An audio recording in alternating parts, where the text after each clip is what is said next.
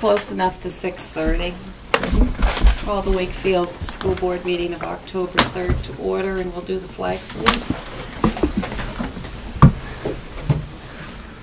I pledge allegiance to the flag of the United States of America and to the republic for which it stands, one nation, under God, indivisible, with liberty and justice for all.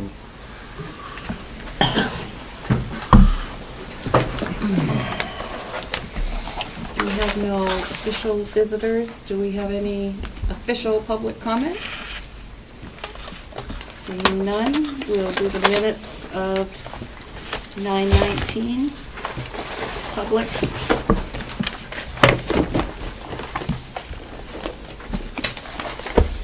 Page 1. Do you have anything, Liz, on 1? No. 2. 3. Just it isn't really a correction, but on number 8, the proposed report card scaled back so anyone can read it. I wondered if it would be so anyone can understand it. And I think it was totally readable. Mm-hmm. I had 5th line on A. Mr. Brown made a motion that it'd be effective immediately. Yeah. On that number 8 as well, I think we only got a copy of one of those. I don't think it was the 1st, 7th, and 8th grade. We just got the 8th. We just got the Right. 8th grade. Mm-hmm. So cross off 1st, 7th, and Back at the top of page 3, under A, the first sentence, Mr. McIntyre reported that he's working on a procedure for lending substitute transportation to others. I think maybe taking out the word substitute or changing it to lending buses or something. I'm just not sure that anybody who wasn't at the meeting will know what that means. So for lending buses That might be the most clear. and remove substitute transportation. Yeah. page 4.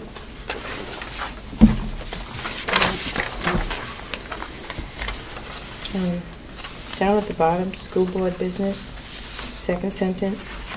I thought that New Hampshire was rejected.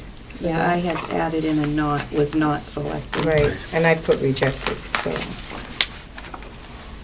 Yeah, I have a question on that too. And on under the SAU 64 section, the number 1, the 2nd line. Yeah.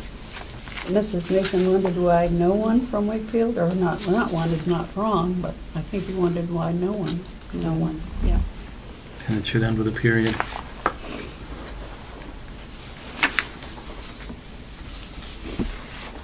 Page 5.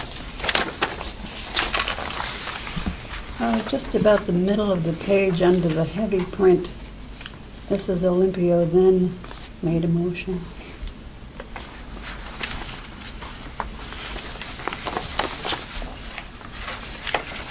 Page 6.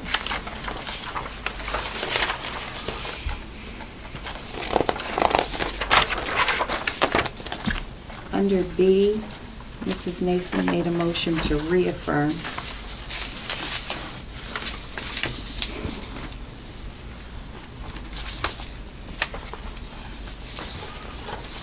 Page 7. The first full paragraph next to the last line, flashing screws to make sure others were no installed poorly. I don't get that. Not installed. No.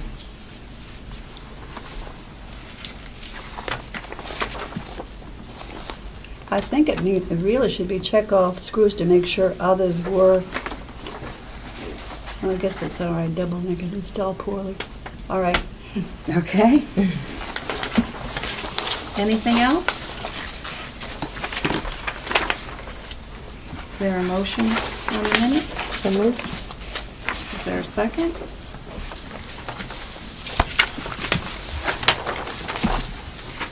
Second. All those in favor? Aye. Aye. Aye. Do the non-public ones and non-public. Should have asked for 9 o'clock before I made that second. Is there a motion on the manifest? I'll make a motion to approve the manifest. Is there a second? I second it. Thank you. All those in favor? Aye. Old business, cafe services, new addendum. Andrew, you have that? Andrew, do you have the cafe services addendum? Yes, I have just received it from them before we came to the meeting here tonight. They changed the addendum to say, break down the tables and what you have a request at the last meeting, so I'll get Jay to sign it, it'll be all set. You looked at that? I did, yeah. It's okay? Yes, it's clear. Any questions? Computer status? What's Done.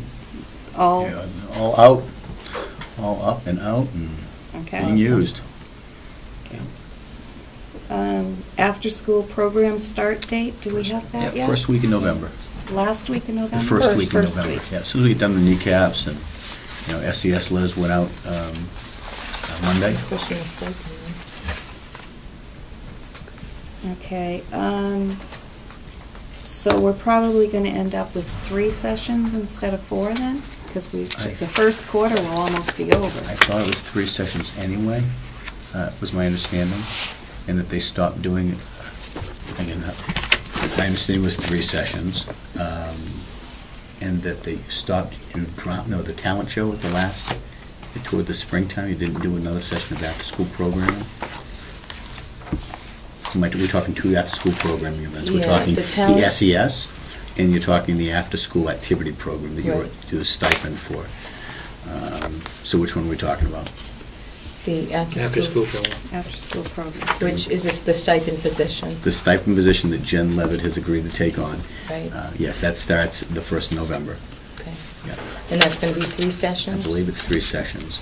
And the way I thought she explained it to me was that you have you don't do it toward the end of the school year, but you do a talent show instead, was my understanding. Well, the talent show last year was separate from her after-school programs. Although it could have come under that, Yeah. I'm not sure. I can ask for more clarification. That was just what was explained to me. Do you know how many programs we have set up to go? They're coming in. Are we Yeah. covering all of the grades? We're covering all the grade levels. I don't recall how many for each grade level. I'll have the report for you at our next board meeting. Wonderful. Thank Yeah. you. I'll have a detailed report for you about how many kids are signed up and things of that nature, as much as I have at that point. Thank you. Varied Technologies addendum. Yeah, the addendum is here. I can read it. It's very brief. This document is in reference to the contract signed 7/22/12 between SAU 64 and Very Technologies. The contract, again, double negative, you're going to love this one. The contract did not state that the Paul School in Wakefield, New Hampshire will not be under our PageWorks program until 7/1/2013. This correction will be made valid as if stated in the original signed contract. So that is the addendum that we have received. Okay, I guess the question I have, it says not be under our PageWorks program until 7/1/2013. Why are we assuming we will be under that program in July? Because that think it reads was as an a- assumption that we are part of that contract effective July 1st. Correct me if I'm wrong, Andrew, but I think it was a 2-year contract, and what we communicated to them saying that there was a misunderstanding and that we were not going to be able to have Wakefield participate this year, and that was what we were asking them to adjust. That's my I checked with understanding. Dave, I thought it was just a 1-year contract, that will be renewable Okay, on So- July 1st. If we renew it, then they're saying you can become part of it. Now, this isn't working. The contract that was given to us, I reviewed it, and it says that this is a multi-year agreement.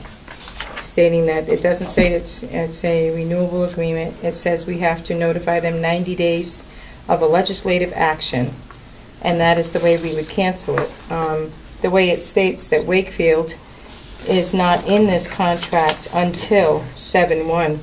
This is with the assumption that on 7/1 we will be in this contract, and we did not agree, nor did we even look at what they have to offer to be part of this contract. So I don't particularly care for the assumption that we're going to be locked into this on 7/1.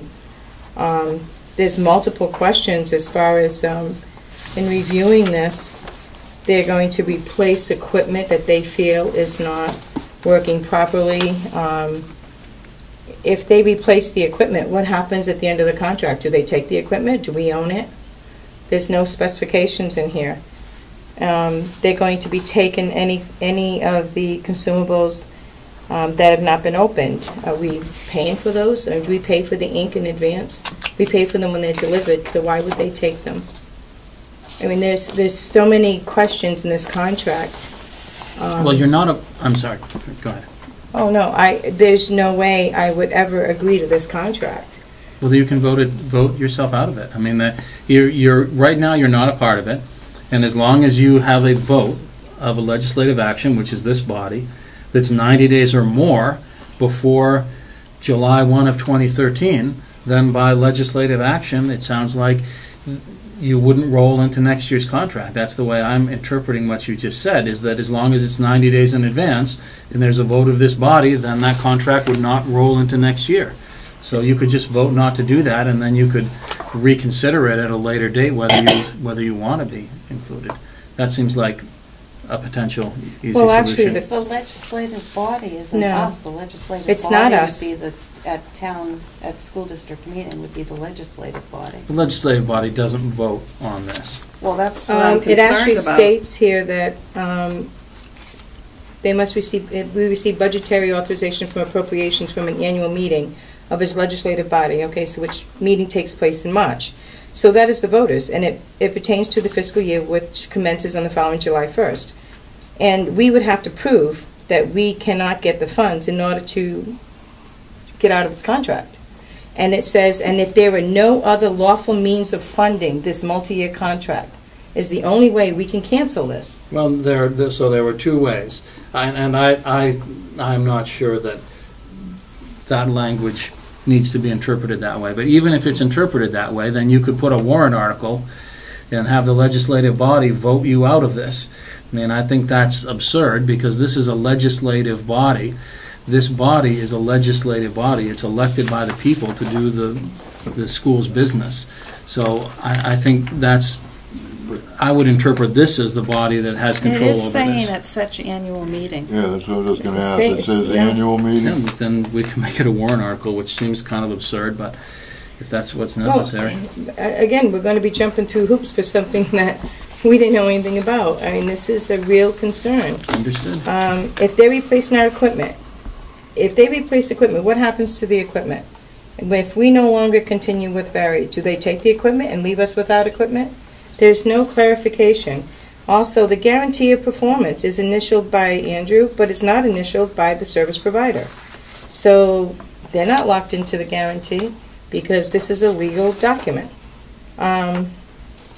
This is... They didn't sign it? No, well, they signed the top, but they didn't initial the guarantee. The guarantee clause is not signed by their representative, so therefore, a loophole, absolutely. They don't have to guarantee anything. They could actually use that. And as Before far we as get so excited about 2013, if you read this addendum, if the contract did not state that Paul's School will not be under the program, then it did state that Paul's School will be under the program. Right, This year, not next. right. But that So- correction has been made, yeah, this addendum is not as clear as it ought to be. It also references So a useless. contract number, and there's no number on the contract. There must be another part of this contract. This does not reference anything that's on that contract. So, I mean, the contract shall be made valid as is stated, not as if stated. So maybe This is what we worthless. should do It is is. have our attorney. thank you. Yeah. Our attorney should look at this original contract and write an addendum for us. That's what should have happened originally. Whenever we're signing contracts, they should be going to council. That's what we have council for. Why wasn't it? Well, we've had this discussion at some length. There was a decision that Back Bay was going to take responsibility for this, and I hate to sound like a broken record, but that decision was made sometime in the spring. I don't know. This didn't come in until July, which was when I was here, but Back Bay's authority to make this decision was a decision that was made when Back Bay was contracted, is my understanding. By And who? so, I'd like to know who's authorizing Back Bay to lock us into contracts without any approval from the board or any knowledge of this board. I don't understand why a vendor is locking us into contracts that we haven't even seen.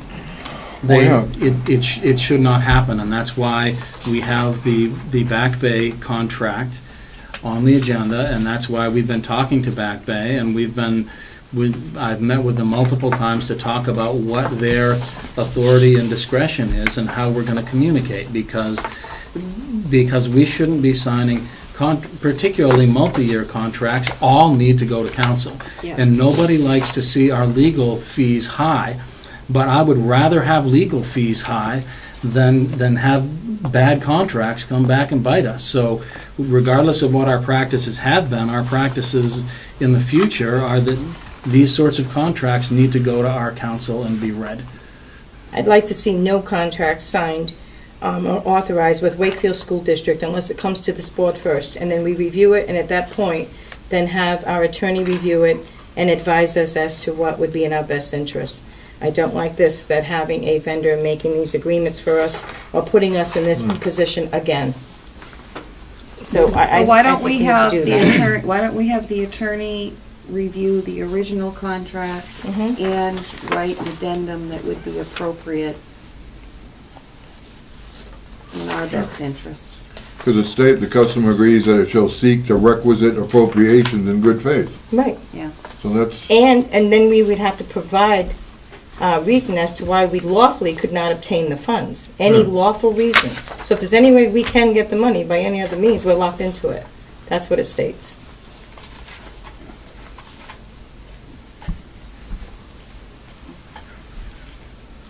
Okay, so we'll have the attorney look at that, and we'll move on to Okay. law conference payment and registration fees.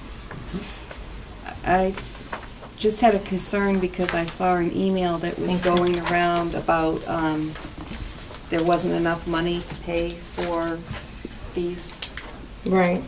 and I just felt that this was an important conference, and we should all be able to go if we so choose to, and the district should be paying for it. There's no question about whether or not there is an adequate amount of money for you to attend this conference.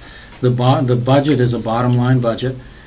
We've had staff turnover that has been beneficial to the budget. I mean, this is our responsibility and Andrew's responsibility. If we overspend the line of what was budgeted last year for board conferences, then we have to be aware that that's encumbered to be over the amount, and we have to make sure that monies are not spent elsewhere in the budget to cover the cost. It's just like overexpending any other line in the budget. If it's the right thing to do, then we need to do it, and if it Okay, costs well, us a few $100s, seen- it costs a few $100s. Priscilla had offered to pay for her own. I don't think that she needs to do that. I think the school district should pay for whoever is going. I believe she actually has Yes, paid for it's her in the own. check report. Yeah. Then she should be reimbursed. Yeah, it's, I wasn't there when she brought the check, I told her not to bring it in, but and it was deposited, so she brought it in last when we were at the, Well, we will offer to Okay. reimburse Steve, her. you wanted to go? Mhm.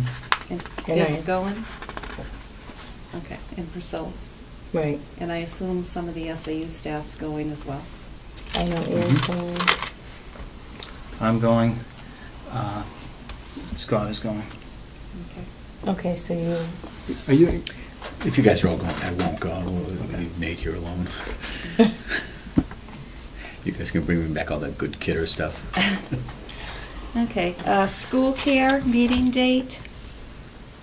Were we able to I know I had heard that we were gonna wait maybe until after they had set the rates, but it might be a little bit, we had talked that it might be more important to Do it up front. do it sooner. They're pretty much, the month of October is shot for both school care and LGC because they're setting their rates this month, so they're pretty busy with meetings and not able to make a commitment to a date in October. They say they could come in early November. So let's lock them in early November. Yeah. Is there any specific night you want to do it in November? You give me a few dates, I'll make sure I can get them out here. One thing I did learn at a conference I went to last week, by reducing the deductibles for prescription drugs and the co-pays, you can save up to a couple, 2 to 3% on that. Increasing the, Hang on, when we're talking about the possibilities of collective bargaining and how the effect could affect the budget, I really think that should be a non-public session because it relates to Sorry. bargaining. Sometime before the 14th. Yeah. Because that's that's our last negotiations. The 5th, we're at the ad hoc meeting. The There are plenty of 6th, times that I can't make it to everything because Right. I've got too many things in one night. well, the 6th here, we also have the voting, so the school's going to be full. Can we Well, I got a few dates for them, and I'll send out an email, and you can tell me which ones will Okay, work best. that would for be you. good, as long as Thank it's you. before that 14th. New Hampshire School Board Association resolutions? Yeah, that's in your packet. If this board would like to vote and request that any resolutions be added to the School Board Association Delegate Assembly, this is your opportunity to do that.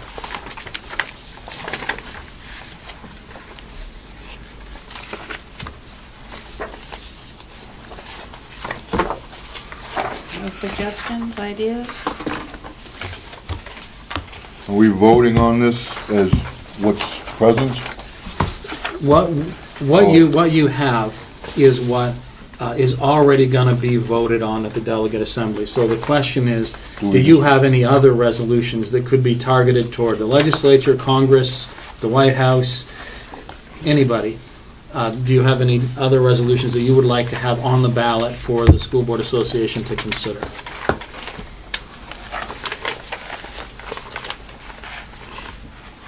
I think these resolutions are overrated.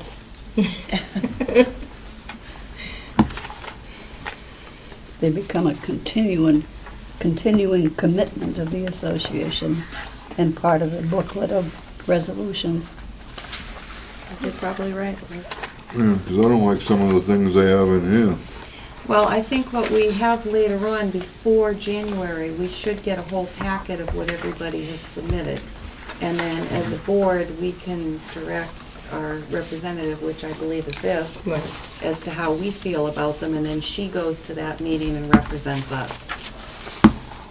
So when we get the full packet, we could, at a meeting, review them and voice our opinion. Because there's a number of things in here that I don't like. Well, start taking notes, you know. In January, I go up. Financial reports, does anyone have any questions on the expense report?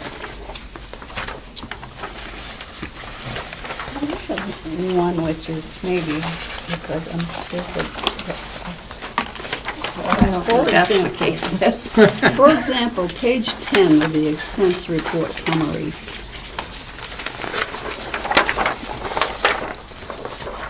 Got it? Mhm. Okay, notice the fourth column is current period and the fifth column is reporting period. Now, in the current period, just in September, is $39,800, but the entire period from last July is $38,000. Now, how can the entire total be less than the current monthly expense? Where is Am I reading that? it wrong? Right here. You got 39, 38. This is for 37,109.40? the month, and this is for the quarter. Okay, I've I'm got gonna be these two looking at the numbers. wrong page. Yeah, because I The don't have number that for the either. entire Okay. reporting period is Oh, they're on 38,000. this page. 39. The number for the current Page Oh, period is down. 39. Oh, the total. food service milk one didn't carry over To the reporting period. to the reporting period, it looks like. That was Well, that's a, it. That's not the difference, though. Is there an alarm going on? that was a negative on the August report, I believe. The 2691 was a negative on the August report. Yeah, sounds like an alarm. Jerry's home. Oh, okay, Jerry. Causing problems here. What did I do? Is it your phone? You beeping. It just vibrated. Yeah. Judy's got ears like a Felt the rabbit. vibration. Judy's got ears like a rabbit. I could hear some type of alarm or Well, something. there's music out in the hall. Okay. Yeah, Andrew, can you make heads Can or you tails tell of me that? why, The 2691.51 was a negative in the prior month. wait a minute, I'm not seeing any 26.9. Oh, up Under here? food Yeah. service, food, milk. Right, so what happened is it was a deposit that should have gone into the deposit account. So it was corrected in September, so that's why you're seeing 0 in the reporting period. Okay. Does that make sense? The 2691 has no relationship to the first two numbers? It's out of the blue? No, that was, see, in August, there was a negative number, a negative 2691.51. Yeah. And we corrected it in September, so it's showing that for the month of September it was a positive, but year-to-date, it's zeroed out. So there's, that's why that your makes sense. current period and So your that year. number is an old number from what, last year or something? No, from earlier in the reporting Earlier in the period when it reporting showed up period. errantly as a negative. Oh, an error as an example. Yes. All right. Liz, why are we over on food service tracking and reporting? Is that the NutriKids program? Is that puts that line over by 473.17? That's for NutriKid's That's the- annual maintenance contract. Oh, okay. It was more than what we had budgeted? Yeah, the Yeah. budget 500 was 973.17.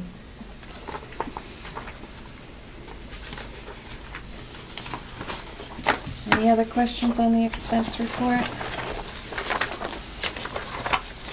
The legal, school board legal services,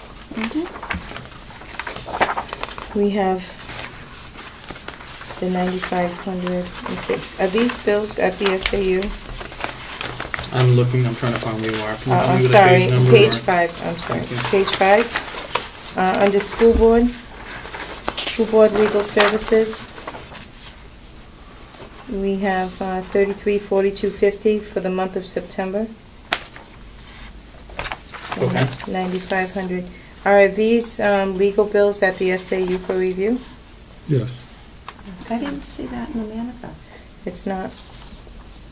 for this one. There's no legal bills in there, but they're on here. Are they normally in the manifest? Yeah. They Yeah. should be. Yeah. Okay, they were. One last time. Well, I shouldn't say that because it could be an expense that hasn't been paid yet. Okay. So Okay. it'll show up as an expense, next but it one. hasn't been paid yet. Okay, then I can just set up a time to come down when you're not crazy, to just look at those. Or it'll just show up the next time. It'll be in our next manifest. Yeah, there's Well, this one will be 1168, right? Well, actually, the 3342. The 3342, if it's 50. already taken off of there, we should have gotten the bill. Right. It was in the last manifest. And then we have 9506, and then 1168.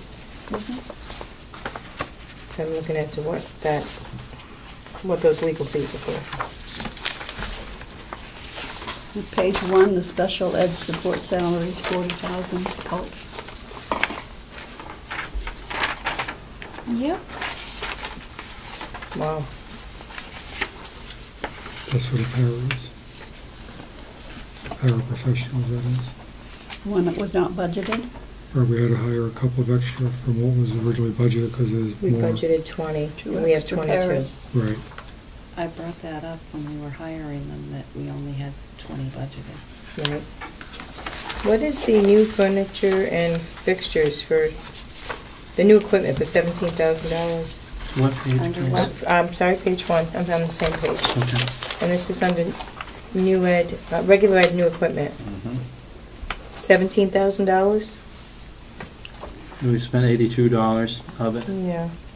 So this is what we have in, what, So you have left. That's what your What we budget. have. right, so Yes. is, yeah, is that something we'll be, we were looking for some other equipment, would that be able to come out of that line? Well, you need to look at your budget and what was budgeted for that Yeah. line first, Right. because there's probably specific things And I don't have that's that, I don't for. have, well, there are only a couple of things detailed in that narrative for each of these. Nothing is real detailed. I think, were there cubbies that you were looking at last year for kindergarten, maybe? Would that have been in there? You're gonna have to look at the budget Yeah, to see what that I line's was made looking, up of. but there was one in there that was cubbies, and I wasn't quite sure what that was, and I'm thinking probably are the science stools coming out of that maybe Possibly. too? Possibly. There- I was there are looking for the things that science too. stools weren't, I don't believe they were noted in the narrative either, though. And I think they'd be under replaced furniture and Furniture, fixtures down fixtures. below, which show no expenses in this year. Mm-hmm. That was on my list. Have they come in yet? Yeah, they did. The stools Yeah, come they in? did. Yeah. Do you know, Andrew? While you can I'll ask that check the question. budget, but, you wanna know what makes up the $17,000? Yeah, I just wasn't sure what that was budgeted for, because if there's any room there, I know that we're in a little bit of a pickle for PCs. I was just wondering if there's Well, any, you wouldn't buy I'm just wondering. computers out of that. You good? I'll check the budget in the Yeah. morning and see what makes that up. That should come under our technology line, if we had budgeted for it. You know what might be helpful, Andrew, is, you know the budget that we prepare, and it has all the explanations on it, instead of this expense summary, the final one that we did? If we could each have a fresh copy of that?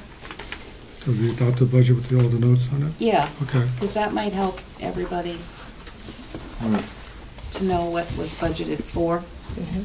Or maybe if we just had one copy of that always at the meeting, so if we need to look something up, and so we don't have to have that much more paper that everybody's toting around with them, if we had one that we could reference. Well, with budgeting coming up, I think it would be a good idea for us all to have one Okay. to see how it was done Certainly no harm. last year anyways. Good, Anything just trees. on the revenue or the grants? If I could interject at this point, because you said the word grants. Yep. Last time I asked if I could see a grant, That's right. Mhm. I received a grant application. I've seen many grant applications. I just Okay. wanted to see what comes back from a grant application. Does it say, Oh, we- congratulations, you got $250? Or how is it worded? How does it work? Okay, I'm sorry, we completely misinterpreted that. What comes back these days actually comes back to us electronically. Is it comes into the system, it actually comes in to me, and it shows how much we've been approved for in each title and each amount, and it shows up for me and for others that have authority on that grant. So it would show up, it really would be a screenshot from my computer to That's good. show you what that looks like. Okay, we'll make a note for last time. I thought that's what you were asking for, sorry about I that. think everybody in the world is sweated through the application. Okay. We just wanted to give you something to read. Jerry, you started to ask, could I ask No, a question? I just had to ask a question. I was going through the budget today, and on page 1, and this has nothing to do with the expense report, but in the regular ed, the second to last, regular ed replace equipment, you brought that down to $1 last year. Was there a reason for that? Is that, I just thought that was odd, and I was looking at paying for something that would typically come under replace equipment. It's something that broke, and just struck me as odd that the replace equipment was something that was brought down to $1. You see other areas can be brought down, but this struck me as just odd. I was wondering if there was a reason for that. The reason the dollar's in there, No, not the reason of the dollar. I understand why the dollar's in there, Andrew. I was wondering why it would have been brought down to $1 at some point. Typically, I mean, I don't know, obviously, because I wasn't here, but if the board was saying any computer equipment that is due for replacement, we're actually going to be we're going to be buying something new. So we wouldn't be doing any additional replacements this year because anything that's so old it needs to be gone has been included in the budget. Not the computer equipment, I'm thinking the regular ed equipment, Jay. Okay. The computer equipment, I get it, we've contracted out, we've gone with the Apple. Actually, that was done because we started a new technology fund. It's, and Okay. all computers is supposed to be under the technology area Okay. now. That's why it's only $1. But the one, the regular ed equipment one is the one that caught me. Just the equipment one is just like, a pencil sharpener, Yes, it breaks, something that goes. I think, if I'm not mistaken, instead of having regular ed replace equipment, we just put the money under new equipment, new Okay. furniture and fixtures. Okay. Again, as I was looking at how I was going to pay for something today, I was going, it would normally come under replacement, Yep. but we'll probably do it out of new equipment because Yep. I don't have a choice and it's something that's necessary. That's, Okay. I think it would be helpful if you had the budget broken down with the, what each line. I have that in my office, but it just doesn't not give a specific whole enough. lot of detail to it. It'll say, one says, 2 computers, or the one that says, 9 LCD projectors and 6 whiteboards, things like that. It's got some detail to it, about the $17,000 one. I'm sure there's more than 3 items in there that make up that $17,000. But that's fine. My question was why it was zeroed out, and you answered that question. I know what I can do with it now. Thank you. Principal's report? Certainly. As you have in your packet, Fresh Fruits and Veggie Grant began. Cafe Services initiated that process, and teachers have been giving feedback to the cafeteria about what they'd like. Something that's not in there that I just, my conversation with Chris Farrell the other day, where for the kneecap snacks, we were paying $160.95 a day for the kneecap snacks and water. With the Fresh Fruits and Veggies Grant, the way he's able to work it, it comes down, this brings us down to $58 a day, rather than paying the $160. So, thanks to Chris for figuring that out for us. He brought that to me. You see attached also. Are any questions about Fresh Fruits and Veggies? Okay. Stipend list. I attached a stipend list for you of stipends that are currently have been taken by staff, and there are still 3 open positions. I think we're down to 2 as of this afternoon, but I'll wait to get the final word on that. So we don't have student council? Not yet. It's just, and people have been asked me about it, and I said, well, here's what you have to do. Please get back to me, and I expect to have them all filled up probably by the beginning of next week. The big one was Destination Imagination. It's a good sized stipend, but it's also a sizable amount of work. Right. And drama? And drama. Yeah. Okay. Safe routes to school. We initially planned it for October 3rd, and without thinking, I planned it for October 3rd, and realized that put us today in the midst of kneecap, and I loathe making any changes to students' routine during kneecap for fear of disrupting them and having them do poorly on the test. So we bumped that to October 15th. And then I went down and took a look at the site, and Judy and I had a conversation today about where kids could be dropped off, and my concerns about parking and where kids are going to stand. So I'm going to go down and take a look at tabletop Turntable. Thank you. Tabletop, turntable park, and I would have gone down today, didn't have time today, so I'll probably go down tomorrow or Friday and take a look at that, and if we could have kids wait there. So maybe it'd be best to just have parent drop-off at one location and buses at the other, so it's not There's confusing? there's not a great solution, because you're looking at both, it's not a real wide road, Right. so you'd have to, I would envision a drop-off for parents to have a cones set up where I could drive in, where people could drop off. Judy brought to me that we could probably have the kids get dropped off in the vehicles up at the church, and the Right. buses down at the rec, and the buses are easy. Kids get off the bus in mass, you get 60 kids, they get off the bus, they go to a certain point and they walk. Parents drop off, scattered, hit or miss. You gotta wait for 20 of them to make it effective for our staff to escort them on the walk to school. So again, I'm just looking at logistics and safety. If I don't think it can be done safely, we'll break it up to 2 days, if that. But Judy seems to think it'll work, and I'll go check it out. I think the parents being dropped off at the Catholic church will work. Yeah. So I'm going to go take a look at it. Bigger parking lot. And with them being able to go around back, I was thinking that buses could do that, but with the turntable park, if that is an option, I'll go check that out. Yeah. Yeah, I was just thinking that the buses could pull in the kids could get off, and Yeah. there is an area behind the, turntable park that they could wait if Yep. they needed to. And again, the US buses are border. easy, they would lend itself very Yep. well to that, because they get off en masse, they group up, and then we have 4 staff that would walk, 2 in the front, 2 in the back, that would walk the students over to the school. Mm-hmm. Open house, as most of you were there, it was a huge success. I got a chance to It talk to was. a lot of people. It was great. You met some family I had never met before, my family. I didn't know that, I had a cousin here in the building, he's thrilled. So that was pretty funny. Were there enough hamburgers and hot dogs? There were plenty. we- I think they were. I think they because they went on the grill, they weren't cooking in mass like they had initially planned. They had initially planned to cook them in the oven, and I think that way may have lent itself to a little bit of waste or overage by cooking them on the grill and cooking them as needed. I didn't hear anything about overages or waste.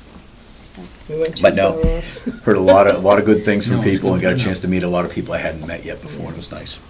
After-school program, we've talked about that, begins November 1st. SES letters went out on Monday, and Jen Levitt has begun coordinating the after-school programs. I'm part of the Wakefield Safety Committee here in town, so I'm getting the opportunity to meet with safety officials over once a month over at the safety facility. And we're working on developing a safety plan for the entire town, including with the schools included within that. Let me hand around to you the latest discipline report. You're getting this at each meeting lately. There's some more there also, Steve. That's going to go to once a month, once we get a month's worth of data, so you'll be getting it once a month and comparing month to month rather than meeting to meeting. And again, this is Nate's project, and he's not here tonight. But as you can see, we have a total referrals during this marking period, or during this period, of 33, with a total of 59. Some of them, if you look at the graph, some of them just require having kids come in and counsel on their behavior. Some require a detention at lunch or recess, a phone call home. A lower percentage requires some time to be spent in the office. And we're getting lower on the suspensions. If you look at the first page, we still have a couple of suspensions going on, and we had a couple today, and they're hit. I wouldn't say they're a systemic problem, but they're just kids who are having some difficulty in managing their behavior in the classroom or in the hallway or somewhere else. But I think it's getting better, and it feels good in the building, and I hear that from teachers, staff, and parents. And Jerry, if you think it's appropriate, it's completely up to you. Sure. But I'm really proud of the 3rd grade, and if there's anything that you feel would be useful or appropriate to you to do, to let them know, or if the school board would like to recognize the 3rd grade, I think that's really an exceptional feat. Mm-hmm. Yeah, they're we've got a lot of good kids all over the place in the building, and again, you can see there's 27% are repeat offenders. So you're getting a few kids that are coming back, but again, kids are going to need some redirection. I think they need that praise, and I try to take that moment each morning and identify one group that's doing great in the hallways, or super in the cafeteria, or outstanding at recess. So I think it's a good opportunity to kind of take note of that also. Well, I think the 3rd grade just set the bar. Yeah, they did. I like a high bar also. I like it also within reach. There's the bar. For purposes of the public, in the 2 weeks from September 13th to September 26th of this year, there were no office referrals out of the 3rd grade. You can't get any better than that, so kudos to not only the students but to the staff as Third well. grade That's teachers. fantastic. Yeah, it's an all-hands effort, across the Absolutely. board, in the cafeteria, out of recess, in the hallways, and it feels pretty good in the building. It does. And that Maybe at the concludes. staff meeting, you could just say something that the board recognized that. I certainly will. And appreciates it. I'll send an email out to everybody tomorrow, the entire staff around that. Awesome. Well, we still have the, working on the principal's report, can I just have a Yeah. question on Sure. that? Did you have this seminar on the smart boards? It's going to be, I spoke with Stratford, they're going to do that after, kind of like us, they don't want to disrupt too much Right. during kneecaps. We're going to meet with them as soon as kneecaps are over. Okay. we haven't got the exact date, but it's going to be probably the first week in November. I believe Stevie Mhm. put that also. Right, just one other question was, Mhm. Wellness Committee have anywhere with that? Because I know we have some projects coming up. I asked Chris Farrell. Chris Farrell agreed that they would be on the advisory committee for wellness, but I don't have anything else on the Okay. wellness. Well, I guess I'm a little confused because it states that the Wellness Committee is supposed to be working together with the advisory board, Mhm. so being two separate committees. So do we here at Oh. school have the Wellness Committee established? Usually it's made up, I mean, I'm We on the haven't met Wellness yet. Committee. No, No, we I haven't don't yet. even know who's on it. Yeah. Well, that's And it's because the nurse and, that's because I'm working on that and trying to realign some of the committees where Okay. people put on committees they really had no interest in. right. And they were put on the committee because they had to be on a committee, so I'm really trying to get a feel for where their passions are, so that we can get people that are really more invested, in that committee. Yeah. So I have a list of people, and I'm going back to people and realigning and talking to people today, even this morning, about what committees they'd rather be on, so. Yeah, I believe the wellness policy specifies who is on It does. the wellness Okay. committee, so you might want to check Okay, that out. absolutely. Okay. SAU 64, administrator's notes. I We got I two kn- sets. Right, what you will always get is the ones from 2 weeks before, which are fully final, and the ones from the week before, because by the time they go out, that week is still in process. So the goal is to have you roll through these, and that way you should be really well aware of what's going on. I noticed when I was just sitting here that under grants, I actually should have addressed, I think in the week of September 24, Safe Routes to Schools. And Judy's been the leader of that, but that should have been listed under Safe Routes to School. Do you want to update everybody on that? The good news? We did receive the grant. That's the good news. That's the good news. And so we will be getting the, part of that grant was the solar speed sign that would be put on Forest Street. It's like the one out on Meadow Street, the flashing one. This one will go on Forest Street, and it's solar powered, so we won't have a electric bill on that one. That's awesome. And I think what we'll probably do is wait at this point until spring to get the crossing guard part of it set up. Because we're becoming into bad weather here pretty soon, and I don't think people will be walking to school as much as they would be in the spring. So we were excited about that. So I missed that one in my report. My apologies for that. Does Any anyone questions? have any questions on Jay's? No idea what's good. Nice job to Safe Routes to School committee. Okay, Lot of school those. board business. Liz, 1914 school record books to Historical Society. Did you talk to Yes, them? I did, and they would very much like to have the one that dates from 1913 to 1919. Interestingly enough, one of the school board members at that time was Sam Paul, for whom the school was named. The other ledger starts in something like 1986. It's current. 1944. But I suspect that everything in it has been printed somewhere else, because a great deal of it are school annual reports Mhm. and the notice to meet, all handwritten out, and I'm sure we have printed books that say the same thing. Yeah. Somebody in the whole school has a chance to look that up. You might not need that book at all. I saw some handwritten ones for the town meeting in 1944 Oh. in there, yeah.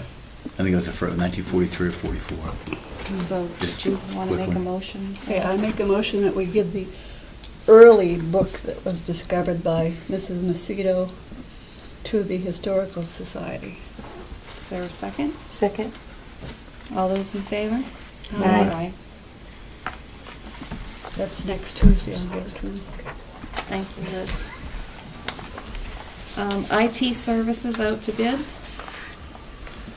The contract that you have with Back Bay runs through June of next year, so whether you want to set a timeline now for putting that out to bid, it seems to me that's something we probably would be looking at in the spring. Okay, well, that's something that we do with Milton and the SAU, so we should probably discuss it at our budget meeting next Tuesday. Is Okay. it next Tuesday? Is it the 9th? The 9th. Yep. What time is that, Jude? 6. Is it Right. 6? And where is it? Down there? SAU. SAU, I believe.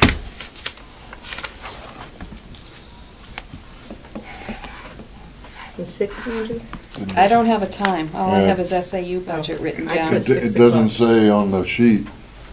Is it 6 at the SAU? So we need to send a Reminder. follow-up reminder on that.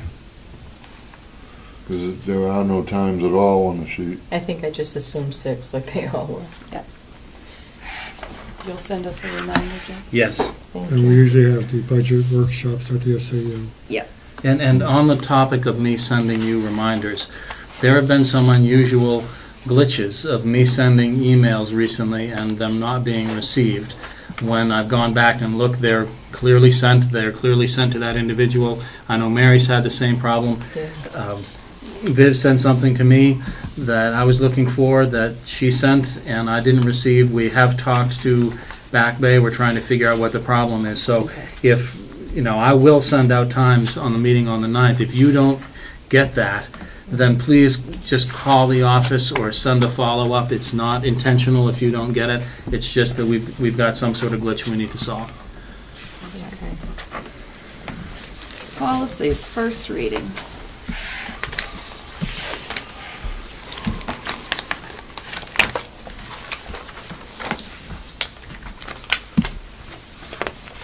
Did anyone have any questions on any of these?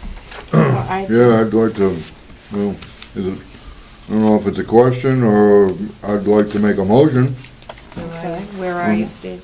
BEDD, Rules of order? yes, and I would like to make a motion to put generally back into policy BEDD. And I'll second it. Meetings of the board shall generally be conducted. Yes.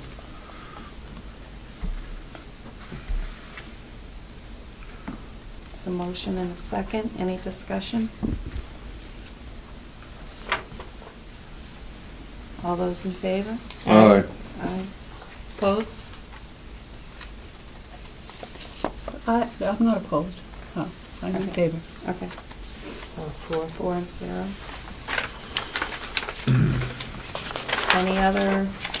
I did BEDG-R. Access to minutes and public records. Yeah, it has 10 written in there and then crossed out, so I'm not sure, are we just leaving Liz it? and I couldn't decide how much to charge. We had a disagreement, I think. And I can't remember looks who like wanted $10. what, but it's supposed to be, it I was wouldn't 10 ask- cents. Okay, well, it looks like $10, and I don't think we do. No. So, Well, are we, the administration told us, generally speaking, nowadays, most districts are charging 25 cents a page. They pointed out to us some photocopies of records that had been requested by people, took evidently at least 2 reams of paper. Oh, my For goodness. one parent's request. And And we have to have staff the stop doing time, what they're doing yes. in order to make those so copies. we have the requested- absolute dead loss at 10 cents, but it's probably a dead loss at 20 cents also. Take some special ed files, it can be 2 folders Mm-hmm. like this. And- Well, So do we want to Do put we- the cost in there? Do we know what the cost, well, but the cost is always gonna be fluctuating, I would assume. Andrew, any ideas of what a reasonable cost would be? I could check our maintenance contract, see what they charge us per sheet, per copy. Does Oh, that- they charge us $1 Does for that fluctuate at all? printing? But I can also say that it's not so much the cost, because we get a pretty good rate from, for copies. It's really that time. It's the staff time. Yeah, it's, Staff we Yeah, are. it's not the Yeah. paper. You take a, say even a ream of paper, you have to feed you have to unstaple and, feed it through, and then some of these pieces of paper aren't feeding through because they're bound evaluation, you have to go through and you have to fold each piece over. It's very time consuming for some Any of these. ideas, any suggestions? Well, as we to- can't, we we said- can't make it exorbitant. I mean, we could never charge No. what it's costing us. No. Yeah. No, but I think the 25 cents, then that's what Scott and I had said it was a reasonable amount. That's what other places are charging, and other schools I've worked at. I think that's reasonable, and That's close to what Staples would charge you to go in and make copies. probably. Okay. I think 10 is too low, and not for what has to get done. So do we want to change that to 25 cents? Well, if there's a motion, waiting for a motion, whatever Okay. the board wishes. I'd like to make a motion to change, the school district may charge a basic fee of 25 cents per page for producing photocopies of records. Is there a second? Second. Any discussion? All those in favor? Aye. I'm opposed. Okay. Okay, anything else? Any other changes? BG. BG? Yeah, I highlighted that for some reason. Let me just. Oh, well, I guess I was a little confused. It seemed a little confusing to me. The board welcomes suggestions for ongoing policy development from citizens, students, and staff in the district. So we welcome suggestions, but are they giving us suggestions? Are they contacting a board member? Are they sending it to the SAU? It could be anything. It could be someone talking to a board member. It could be a staff member talking to Jerry. Okay. And I guess if that were to happen, that it would go to the policy committee. The superintendent may make a suggestion, or a board member may make a suggestion for a policy, which would go to the policy committee to review. I'm only confused where it says that the action would be taken after receiving the recommendation of superintendent. So in all cases, is it strictly by recommendation of superintendent, or can anyone make a suggestion to go to the policy committee? Does this... Well, the superintendent may recommend that it go to the policy committee. Right. I think all that says is that whenever there's a proposal, that your policy would say that whatever the proposal is, you will get input from the superintendent. The superintendent might say, I don't recommend that you address this. That's a recommendation from the superintendent. It doesn't mean you can't address it. Okay. It would just be that action is not taken until there has been a recommendation, but you can ignore that recommendation at your will. Now, when we're having a policy meeting, you review the policies that we're looking at also, and talk to Scott if you have any changes, right? I do You've been most of the trying to time. do There have been some times when there's been short turnarounds between policy, when policy meetings have been on Tuesday and the board has met on Wednesday, that I haven't had a chance to review the changes before they come back. So certainly a That goal. doesn't normally happen, but Yeah. that did that time because we had Barrett coming was the Right, reason that right. was done.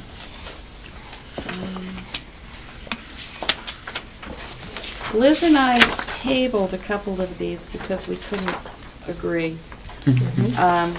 Board review of administrative regulations, and I did get, what we agreed to do on that was I talked to Barrett and asked him for a recommendation, which I have, which will go to the next policy meeting. So we'll take care of that one then. Maybe we should try to get that policy meeting on my agenda as well, so, because typically Scott has been there for those, but because of the It's the 9th at 10 o'clock. the 9th at 10 o'clock, I'll put it on my calendar and we'll see if And that I'll works. forward Barrett's email to you. Okay, that would be helpful. Did I forward it to you, Liz?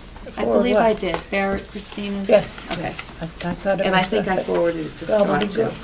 I have Judy, a would you copy. forward that to me also? Yep, I will. Judy, What? I have a copy. Yeah, this is interesting because one of the Do you want a copy? one of the items that you already addressed that was adjusted is actually a regulation. BEDGR you voted on, and typically those regulations if you followed the recommendations of the School Board Association. Anything that ends with an R is a regulation, so those are typically developed either independently by the administration or the board saying, we would like to see an administrative regulation on this. It would be developed by the administration and would carry the force of policy, with the exception of the fact that it has to come back to the board for the board to review that it's not in conflict with any existing policy. So it's independent authority of the administration pending review of the board to see that it doesn't conflict with any limitations set in policy. So the way this one was done was not consistent with that, but because the policy committee was looking at regulations and policies, and I didn't really see any problems with what was coming forward anyway.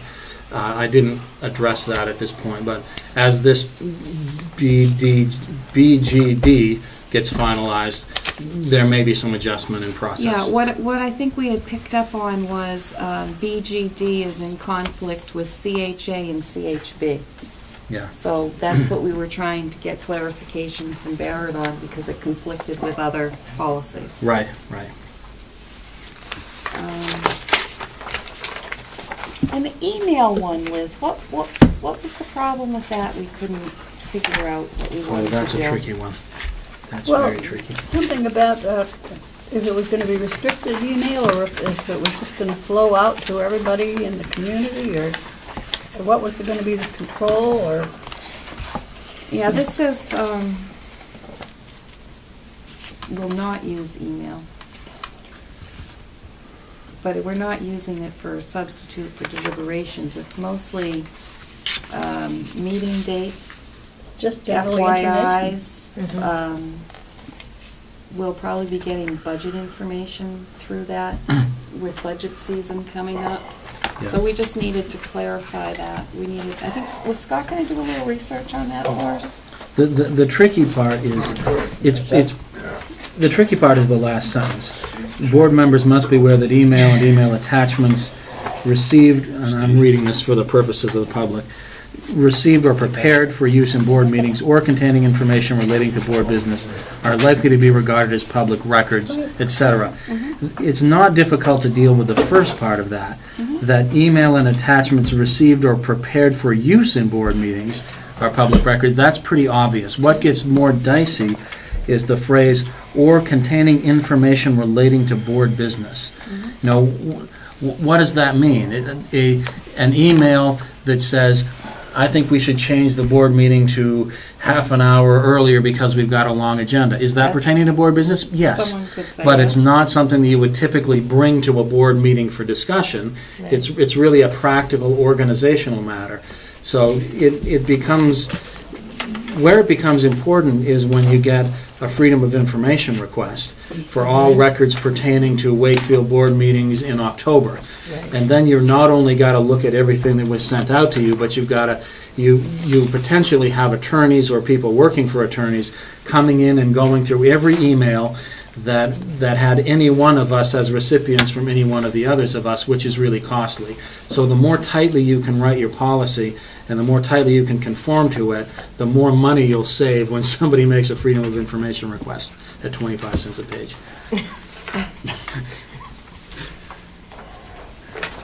Okay, so Scott's looking into that? Yep.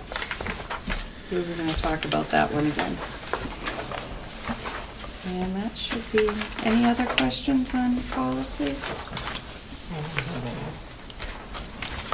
And those are the only three I highlighted. Okay, so that's a first reading on those. Policy second reading, KF2. That's the use of the multi-purpose room. Did you want to vote to accept those as first readings? Do we need to do that? We don't usually do that, we don't usually... Okay. We just consider it a first reading, we do our vote at the second reading. Okay.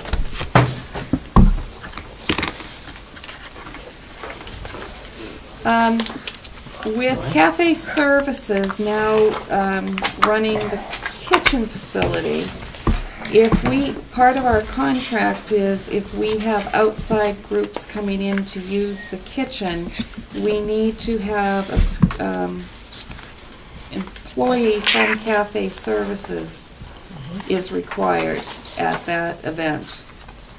So I had asked Andrew to speak with Chris to find out what we would be charged, because we're going to have to set a fee and pass that fee on to the user of the multipurpose room. Only if they're using the kitchen. Right. Were you able to talk to him? Well, I did talk to him about that, and he said it will be, depending on which one of the kitchen help is there, it will be their average pay. So he says what he would use is an average rate of $15 an hour. Okay. Yeah. So Well, it can could we be- put that in as $15 an hour, or do we want to use we wouldn't know how long they were using it for, so I guess we'd have to do an hourly fee. Right. So are we looking specifically at number 7? Yes. Right. The way it's worded is the presence of a school management company employee is required. I think we should be taking a look at that. Are we talking about someone who works as the kitchen staff, as a contracted service, or are we talking about an employee of the school district? It's an employee of Cafe Services. Well, then So I that think we should should be change the clearer wording. about that, because the wording suggests anything from the school management company. I don't know what the school management It company is. probably I should guess say that's a school district. food management company. Sure. School food services? services company. Food service, is that what we're gonna use? School food services company, Employee. employee is required. Yeah, I think that's much better. And when they fill out the approval, they put the time that they need the facility for, so we know how many hours. Fees associated with this service at $15 an hour must be paid prior. The other thing Chris mentioned to me about that would be strictly a board decision whether you want someone from Cafe Services to be there if they're using the kitchen. He was Somebody- Part of he the was pretty contract. Somebody That's in our should be there. He contract. was pretty definite that that should happen. Oh, no, wait a minute, that was in the contract. Yes. The contract states that they had to have an employee present. I'm From pretty sure it Cafe was in the Services, of contract. course, It- I went through that contract. Regardless of whether it's in the contract, I think it's what you want. If somebody's in there that is not working for them and leaves the gas on because they're not familiar with how the stove works, then we've got to have an employee there who knows how to close down that kitchen safely after anybody uses that. It's I don't also think you should. sanitizing. They have, Cafe They're responsible Services for has that. a whole different procedure on sanitizing the kitchen. They have their own regulations, and, we need to have someone there. That's what the contract states. You want to be careful though, saying that you're going to charge them the number of hours they're saying they're using it for, because it will take cleanup time after they're gone. Right, I was going to say that too. Set up and clean up. Well, that's fees associated with the service. How did you word that, Liz? Fees associated with this service at $15 an hour must be paid prior to use. And what number are you gonna put that under, Liz? 7, last Seven. Last sentence. sentence.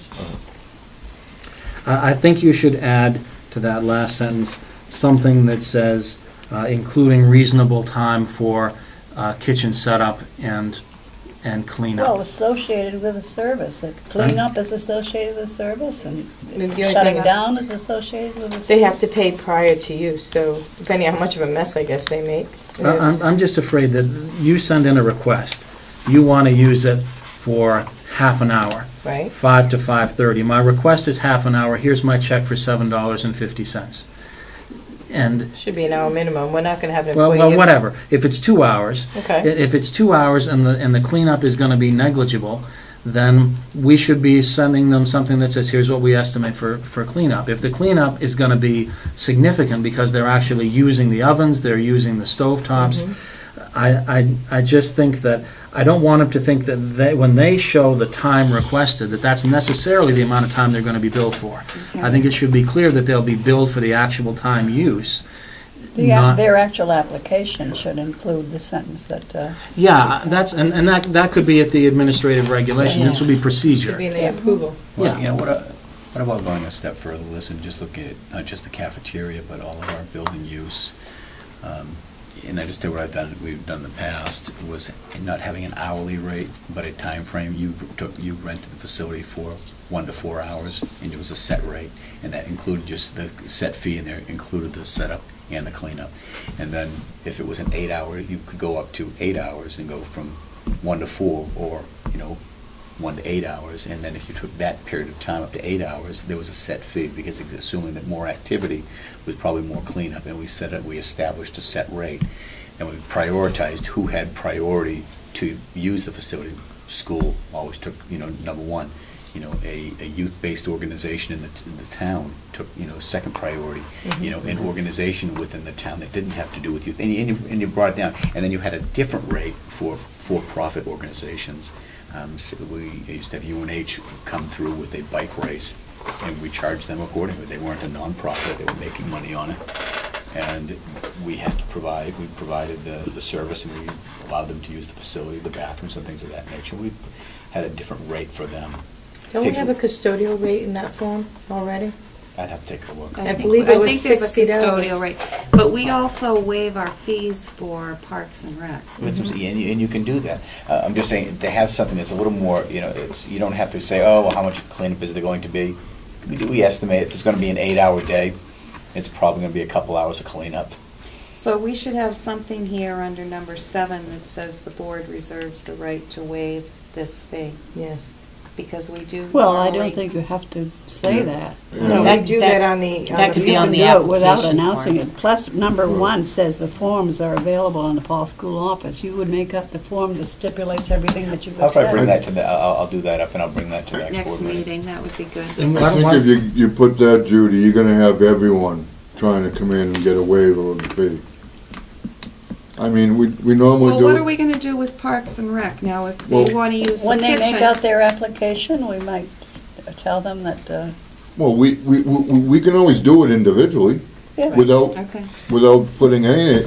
I think if you advertise that, then you're gonna have everyone saying, well, I want the fee waived. So I would just leave it, leave it out, and then Parks and Recs come, and then we just waive the fee.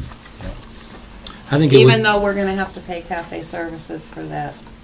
We will have to pay cafe services for that service. Well, then maybe we can ask Parks and Recs if they can throw us a little money. Let me work that out. I don't think that we should though, because they do things for us. They Okay, well, plow then our that's fine. parking lots and they, the town, we're trying to be I think we cooperative. need to look at some things on a case-by-case Well, right, basis. I wasn't trying to, charge them the whole. Case by case means I have to bring it to you.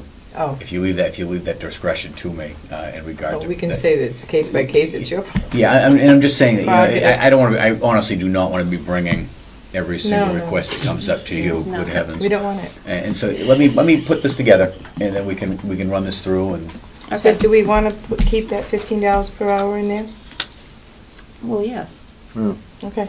I think, Jerry, why don't we get this written up as a regulation that would go right in the policy book? It would be KF2R, Okay. so that that would come back to the board just for review for consistency, and then we'll work on all those things people noted. All right, so we've made changes to this policy, and it is the second reading. I guess if we all agree on the changes, Well, then we haven't could seen pass the it form. tonight, right? Do we have to see the form that Jerry will develop? Well, that'll be a KF2R. KF2R. The form would be informed by the policy which sets the constraints for the form. So I think setting the policy makes sense, and then this gives us the rules of the road for developing a form that would come back for your consideration. The only thing we're adding to this is we're changing management to food services, and at $15 per hour. So still revised. So can we pass it tonight as revised? Yes, you can. Okay. So someone want to make a motion to that? I'll make a motion to approve KF2 as amended. As Revised. Is the second? Second?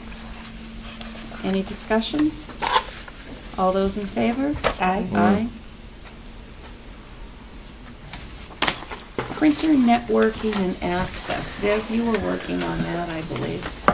I was, and that was, one of my concerns with that was obviously the RPM and the different aspects of that contract with Varied Technologies and the ability to access or to reproduce any print jobs. And we had a little bit of research, so I think that Jay and I need to probably Take a little more time. take a little more time, maybe put on the next agenda if that's okay, because I did have some research, but we haven't been able to go over it.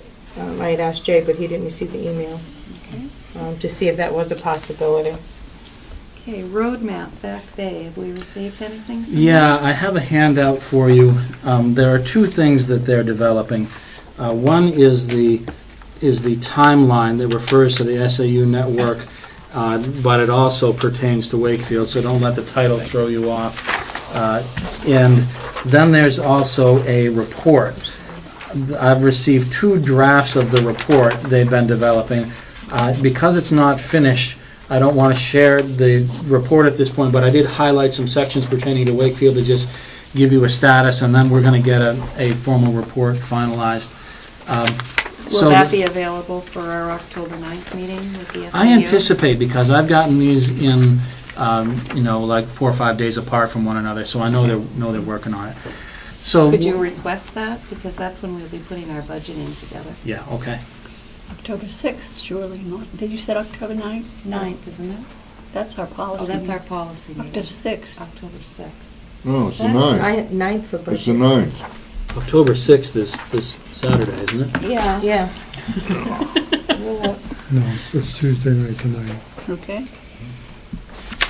It's the 9th, Tuesday. Yeah, the Tuesday 9th. night. At 6 o'clock. Yeah, 6th Well, we're is waiting to get Saturday. our reminder as to what Jay's time. gonna be in the 6th if you want. Yeah, right. Let us know how you make out. Okay. So, let me just share you, what I asked for was, we've been struggling collectively with the progress on technology, and yet what didn't exist any place that I found was really something that indicated what the problems were when Back Bay came in, what they're trying to solve, and what the timeline is, what they've been tackling. So that's what this report ultimately will address. So I'll just give you some summaries from the draft report.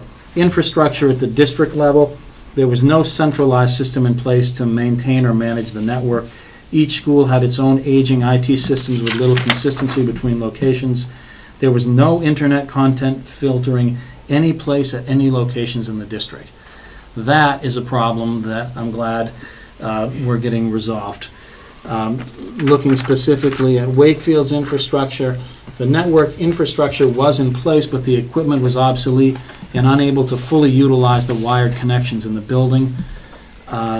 At software, the comment for Wakefield: the staff and student machines had a mix of older operating systems and student software. The productivity software was different between each generation of machine and was not consistent, and the service had older operating software. There was no training in place in Wakefield to help staff get comfortable with the systems. This can be partly attributed to the lack of consistency at each location. So then looking at the network structure, current network status, so this shows where we are currently, and I'm not necessarily saying that I agree with all of their descriptions of where we are currently, but this is what the draft report says, and we'll address that. Under Wakefield, new networking switches and firewalls were implemented to ensure consistent network and internet access. A controller-based wireless solution was implemented to allow consistent coverage throughout the building and to support future wireless needs. Upgrades were made to the lab iMacs to support the current software. Newer laptop carts have the most recent operating systems and software to provide the latest learning tools to students. A new Apple server has been installed to support ongoing needs of students and staff needs. And then there's a future plan section, which is, the future plan is focusing on end user satisfaction. Two things: focusing on end user satisfaction and developing a plan for professional development. So the end user satisfaction, unreliable technology has been a major deterrent. Providing a reliable, consistent environment for end users will help them become more comfortable integrating technology into the classroom and daily activities. Stable environment will allow the IT department to ensure users are able to effectively use the technology rather than be bogged down in infrastructure projects. With the work that's been completed on the network over the last year, teachers and staff now have reliable technology resources. Under staff development, due to unreliable and slow computer technology in the past, the focus of technology priorities for the district has been to solve the basic and necessary functional issues of the network. Now that these hurdles are mostly out of the way, the district needs to dedicate resources for staff training and professional development on the technology that exists now and make plans for new technology to be integrated. So to that end, they are currently developing a survey that will go to all staff that will address training needs. What are the training needs of everybody in their different functions in the building? I'm not sure you're aware of this yet, Jerry. I just got it today. So that's the next step, is there's going to be a survey, and that's going to help us identify the training priorities. So that gives you a sense of what I've received, but it's not in final form, but I think they've put some work into it. Okay.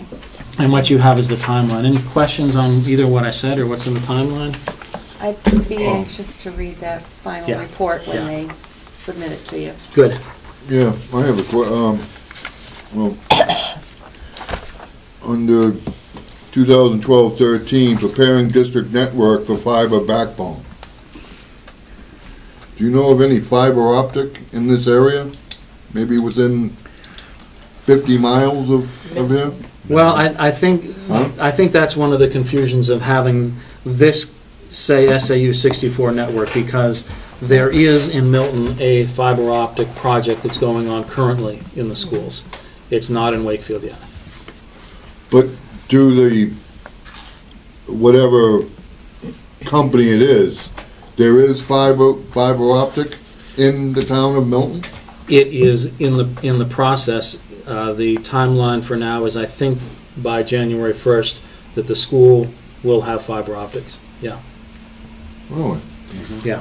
Can I say something, Jeff? Yeah, please, Andrew. It's not the town that has fiber optics, it's just the school that's going to be connected. They'll be connecting the two schools with the SAU. So it's specifically being done just for the Milton School District, has nothing to do with the town. So who's doing it then? Back, Bay Ring, Bay, and who's paying for it? SIG grant. Milton is paying for it. Okay, Milton is paying Same grant. Bay Ring to run fiber to Right, their buildings. right. It's not a Right, town. because I just attended a meeting last week about it's specifically internet in New Hampshire, and this was down in Rochester, and they were reporting that there is no fiber optic. Probably the closest is probably Manchester. So, I mean, you know, you can run a fiber optic, network in the school, but as soon as it goes outside the building, it's going to go because there's no fiber optic anywhere close to it. Right, that was the specific reason, was to provide better efficiency and effectiveness within the school district, because email and other intra-district communications were getting bogged down in the system. So it's specifically a school district activity. Okay, well, that's what I was wondering, because like I said, I just was at a meeting and they say there's no fiber optic anywhere even close to it. You'll have the latest information at your next meeting. You can tell them it's coming. And the only reason why they didn't include Wakefield is because of the distance. It wouldn't have been cost effective to bring it up here as well. Okay, there was one other item that didn't get on the agenda that was requested, and Vivid asked about volunteer background check fees. And I think Jerry has the material on that. Looking at the policy, no, we don't have a budget for fees, so we're charging, you have two policies. You got ABA, and ABA says school board, really wants to encourage as many volunteers to come to the building, but we're charging them. And so we're charging our volunteers to come to volunteer their time to come in. No. That's the confusion. We went through this last year with Gail, and we had a volunteer I'm sorry, Mary? We had a volunteer coordinator who had the information, and the packets were available for open house. The people that were coming in to volunteer were given the wrong information. Our policy states that if You are a regular volunteer. In other words, if you come into Designated a volunteer? designated. Volunteer. So if you're going into a classroom every Monday and you're going to be working in that classroom from 1 to 3 every Monday, and you're doing that throughout the school year, yes, you need a background check. You can be left alone with students. At times you may be helping with reading, but you are a designated volunteer. A parent coming in to help with a party, a parent coming in to do a project, a parent coming in to help with anything in the school, periodic volunteers do not have to have a background check. They are not required to pay the fee. They are not required to go through criminal background check. The reason for that is exactly, they are under the supervision of the teacher or the staff member at all times. What the policy says, it says a designated volunteer. It doesn't say what a designated volunteer You have is. to define And designated so then I have to look at how I implement the policy. And how I would implement that policy would be anytime we schedule somebody to be here. If we schedule somebody to be here every Monday, or every third Tuesday, or once a month, I would consider that person a designated volunteer. If they're here on a regular basis, what I've asked Nicole Anderson, who's our volunteer coordinator, is with me monthly to go over the volunteer list sheets as they sign in. And if I see somebody who's signing in 3 times a month or something of that nature, and they haven't had a volunteer, they're going to have to get they're going to have a background check. Right. If they come in once again to help with a party, if they come in to do be a chaperone for a field trip, because I can still consider them volunteers as chaperones, and they can't be alone with children, like you said. Right. But that's how I'm going to operate. Is though if they are regular volunteers, and they are on any kind of basis, and then if someone decides, well, I don't want to do that, but I'll just come every Thursday. We won't say they're going to be here every Thursday. I won't schedule with the volunteer coordinator. When I see them sign in, I'll have to address that. And that's the problem that we had last year. Yeah. And we want to encourage parents But we and still the don't have a community. budget, but those regular come in. volunteers, we're still charging them. Well, unfortunately, that's something that we had hoped we would have a program in place. So maybe that's something we can consider to do a fundraiser for, where we have a fund. Because I'd like to encourage, I think that we want to encourage parents and the community to come in and volunteer. And we'd like to have them come in more than once in a while. I mean, it would be great to have volunteers, have people come in to help reading to the younger children, or to help with projects. It would be great, and we really could use the help. I think as a district, we should take that responsibility on. I agree with And I'll you. bring that forward as a budget item when we put the budget together, just to say, I think we put together a $500 budget to say that we are encouraging our volunteers to come in and people to give their time and talents, and that we acknowledge that and reward that, or at least We don't need to value use it that all the time. I mean, No. I think that we would use it. for our designated volunteers, Right. who are regularly scheduled. Can we encourage some of these volunteers to maybe take on the PTA program? I'm beating the bushes on that, because I think that is something that's invaluable to a school community, is to have that PTA. There certainly seems to be a bit of trepidation about taking this back on. There is a lot of negative feelings right now in the community about And many PTA. PTAs do pick up something like, paying for background checks or volunteer programs. And I talk with parents, and they ask me about how can we help the school. I said, you know what? PTO, PTA, something of that nature, one of the two. We need some kind of parent organization to bridge, Definitely. That is ideal. I mean, that's Yep. the support that every school needs. In the meantime, I'd like to see if there's any possibility of maybe doing some type of a fundraiser to have a fund with you that would cover the people who do volunteer. We do appreciate them, and I'd like to be able to cover the expense of the background check if possible. And See would that whatever be we can do. appropriate out of a student activity? Would that be appropriate? I think it might be more appropriate out of the staff activity account. Okay. Keep I'm willing to it do that. at the I'm certainly very willing to take that on Mm-hmm. and use those funds this year and build it into the budget for next year, because I do think it's something that we as a community should, value. Absolutely, And absolutely. support. Thank you. Mhm. But I really wish we could find someone to work on that. So for the PTA. sake of being on camera, if anyone is willing to come in and take over the PTA, it's a wonderful organization. The school absolutely needs you, and we'd love to see, especially the young parents, you're starting off in the school, there's no better way than to be involved with the PTA. It's a wonderful experience, and you can do so much for the kids. Yeah. So if you do have the time, please see Jerry. and get some information. Definitely. And you'd have a lot of support, so hopefully we get some people to come out. Super, thank you. I noticed on the New Hampshire Department of Ed website that the science kneecap testing is out, Yep. and I was wondering when we were I- going to get We a report. have- Sent that to you as a, one that didn't get into the packet because I got the information after the packet went out Oh, for the okay. science kneecap. Okay. So I have all the information for you tonight. Okay. I also have my curriculum coordinator's report that wasn't asked for before, so I'm going to pass that Okay. out. Oh, it wasn't As on well. the, oh, it wasn't in the packet, that's It all. Right. wasn't in the packet, so that's the reason why I'm Sorry. kind of like doing that today, right now. So I'm going to do, there's only two grades that are tested for science, 4th grade and 8th grade. I'm sending around 4th grade first.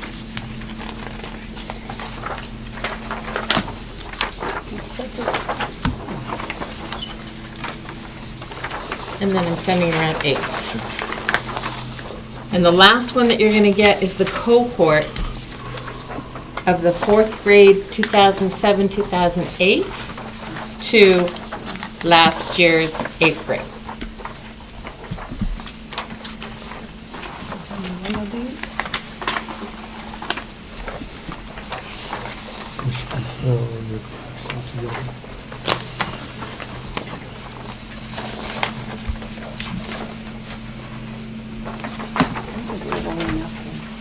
Yeah. Did you get 8? I've got 4th, and I've got 8th, and I've got cohort. And did you get the draft? No. Okay, this Did one's not for get 8th. that. You got 4th though, correct? No. Right. Oh, Yeah. All we have are these. all right. Here comes 4th and 8th. I have one for Jay right here. Here's your other one. The same thing? No, and You you went have for 4th 4th, grade. Liz. This is 4th, that's 4th. That's what we need over here. Yeah, we need 4. We need an 8th back. I think she just passed. Okay, we need an 8th along. back. Do we have an extra one? Yeah, we need an What do you need back? An 8. An I 8? got 2 4ths. I got an 8 for you, I'll trade you for a...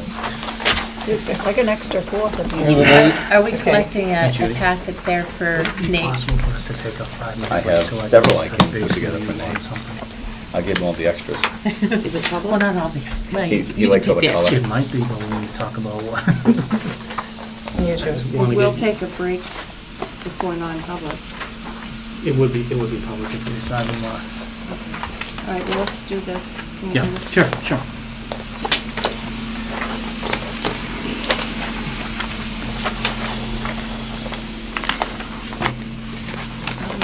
I think that's the extra one that came back. Did you get So your do you 8 want yet? Oh, I don't have an 8th. I'll walk you Oh, through you it, were yeah. waiting for the 8. No, No. the One of these. Oh. The graph or the? the No, grant, the- these reports. Reports. Oh, the report from the I don't even have website. Is there an extra 8th over there, Jerry? An extra 8? From Do we have an the extra DOE eight? website, not my graphs. Yeah, absolutely. Who needs that? This. Please. Thank you. So if you're looking at, I didn't do the front page because it's just got the state logo and the fact that only 4th and 8th are tested in science. So that's, I just saved on paper, hopefully, in doing that. I see. Thank you. Which one are we looking at? 4th grade. So if you take a look at 4th grade, this one here, you'll notice that they only went back 3 years. And on the graph, they've actually been tested in science for 5 years. So I included the other 2 years that are not included in the state report, just for means of comparison. When you say they only go back 3 years, you're referring to page 2 of that handout. Page 2, which is actually page 3, because I didn't Okay, copy off the first. you didn't give the page number, I want Oh, to make I'm sure sorry, everyone's yes. keeping up.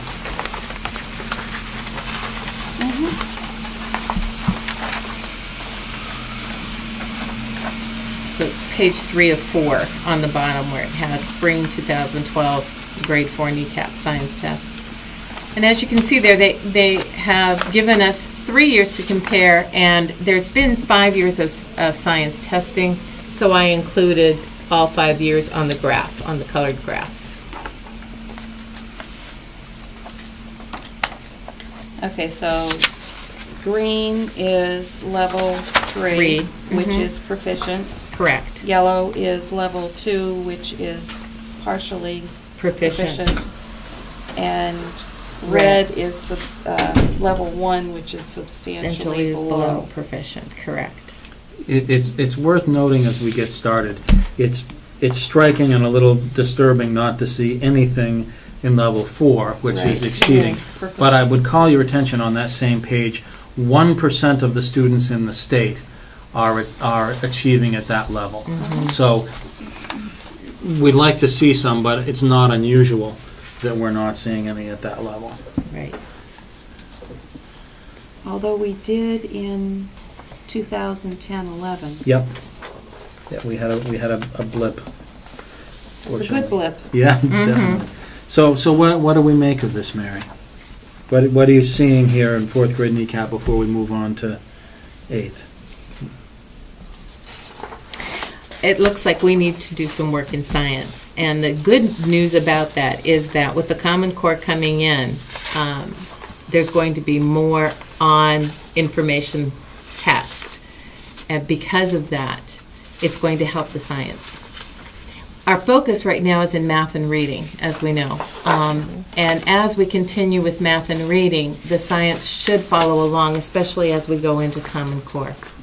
Well, one thing you've got to realize, too, was last year was the first year of our new science curriculum. Right. And they only had that from September until when was this testing done? October. Yeah, right. So this doesn't show So this any... doesn't No, this show the wouldn't new... have been October testing. Oh, I'm sorry. This would be is spring spring. testing. This is So it would have been May. April, May testing? But if they didn't get it till September... Right, so this is all new curriculum. Correct. I think we already have done something to address it. I just think we need to Give it some time. give it some time. to- Correct.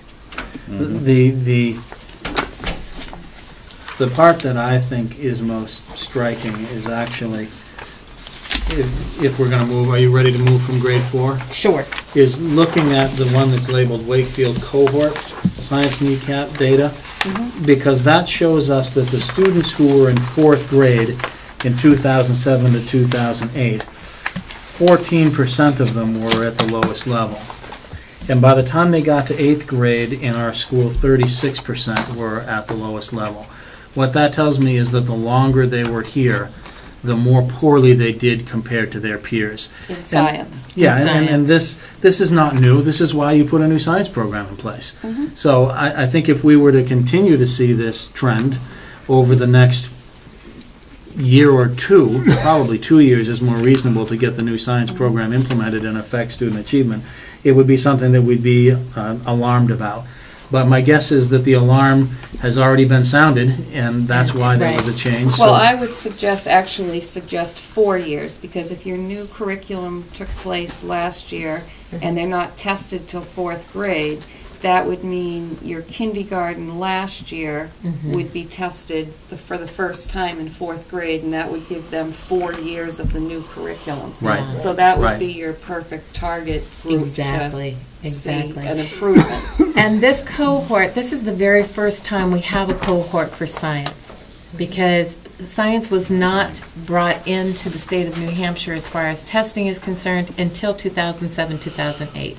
It was only reading and math for 2005, 2006, and 2006, 2007. So this is the very first cohort in the entire state for science, is this cohort that we're looking at. Okay?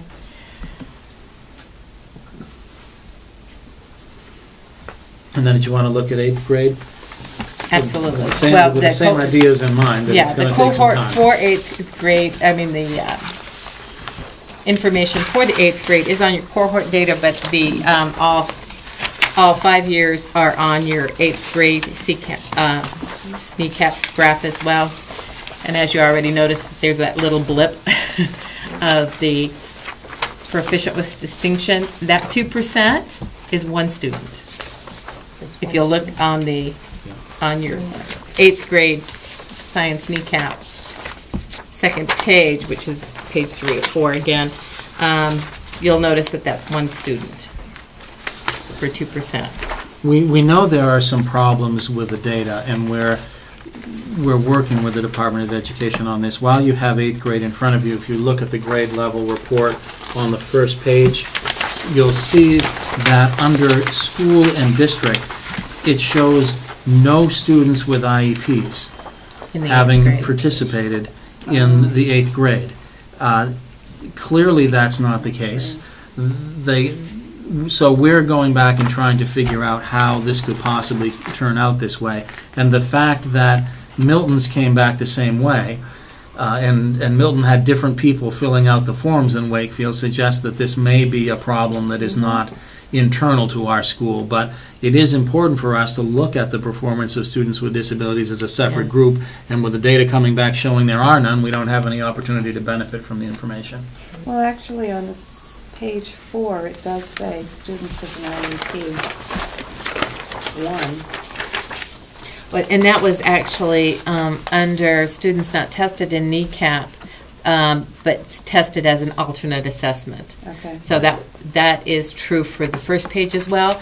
The problem that Jay suggested is we do need to have conversation with the state, and that will happen as soon as we get some more of the background information and sent out. We'll keep you apprised of what we find out. Okay. Any questions for Mary? We'll go on to committee reports. Steve, do you want to do a report of our selectmen's meeting the other night? Either I or you, or doesn't matter. Feel free to go ahead. You sure? Yeah. I don't want to take away any of your thunder, Judy. No, I'm doing fine right now. Well, me and Judy met with the selectmen, to discuss, what the possibility would be of maybe, the town hiring a mechanic. So they decided that they were going to, hire 2 people for the, town garage, and one of them would be, a mechanic. So, although actually, Judy, I think we probably should maybe hold off, because I think it may be changing. That's what I didn't know, so that's what I wanted to let you do So, the report. If you had heard any more about that. You know, I We can't should say. probably wait and go to the next Probably selectmen's should. meeting. Yeah, I could think we should, because I've heard there may be some change. Okay. So, but. But at this point, as a- they've hired the mechanic, and as of the other night, they were including us in that Correct. process. Correct. But I'm hearing there may be change. Okay. Well, we've gone ahead and scheduled, Andrew has scheduled a field trip for us to go over to Governor Wentworth and see what they're doing over there in the meantime, and look into the inspection station process, and also the paperwork process of the maintenance end of it. So we'll just continue on our road. And Andrew, would you post the transportation committee going to the selectmen's meeting next Wednesday night? Next Wednesday? Yeah. We Oh. probably should be there. Well, wait a I have minute, it built when's in that before. law? It's Wednesday. You'll be back. Oh, It it's ends ju- at 3:30. Oh, it's in the, starts in the I won't be morning? able to make that. I'll go Judy. I'll go anyway, so, I'll be at a Milton School Board meeting Okay. Wednesday night. all right. Yeah. That's All right, fine. well, you know, if I'm gonna be back, Okay. then that's fine. Yeah, it All says right. it'll be over at 3:30. So we'll just continue, we'll go to the Uh-huh. meeting at Governor Wentworth, and we'll look Right. into the inspections, and we'll continue, and we'll have further updates The for next the board meeting. at the next meeting. One thing that we did say was if we were going to do it, it wouldn't take effect till January 1 anyway, so we've got plenty of time to work out details. And see whether it conflicts with any existing contracts. Yep. I don't want to make that mistake again. I don't think we have any written contracts on maintenance that I'm aware of anyway. You saying we do, Jay? I don't know, Oh, but I'm saying okay. we better find out. Yeah. Stuff like that crap. Okay. Vivian, do you want to do a Rochester ad hoc committee meeting I report? do. On Monday, Jay and I attended the SAU 54 Rochester Ad Hoc Committee. This is a committee that was established by the Rochester district in order to study the possibility of changing the start times for high school. Reason being is they're finding that one of the teachers had stated that during the A block, they're not getting hardly any work done. Children are falling asleep. It's too early, and especially with Wakefield, Jay spoke to them as well, because especially here in Wakefield, our students are getting on the bus before 6 a.m. It's still dark. It's very early, which means they're up probably around 5. And they are seeing that, and not only Wakefield, but Rochester students as well, that in the morning they're very sleepy and they're not participating, and very little learning is going on. One of the discussions was that one of the concerns that someone brought up, a Rochester school board member, he had said that, he hopes that we're not looking at it to excuse tardiness. And the study is not to do with tardiness in the students. It has to do with developmentally the progress. And what's happening with the students is because they're not focused, they're not able to move forward. They had asked that, school board member Gray had asked if I would serve on the committee. It's not official. It's going to be a Rochester School Board meeting next week. At that time, they're going to make a motion so that I would be on the committee to represent Wakefield, because our students obviously would be affected, not only by the change in the time, but also it's going to affect our transportation. Mm-hmm. And this is not something that they are implementing at this point. This is just a study committee.